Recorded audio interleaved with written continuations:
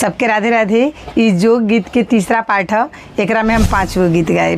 पहला ऊपरा कौन दुल्हा, दूसरा अमवा तर सुतलो, तीसरा अरे मई हम न जानिले, चौथा डिब्बा भरल जोग और 5वां आधा आंगनवा। ये पहला गीत है।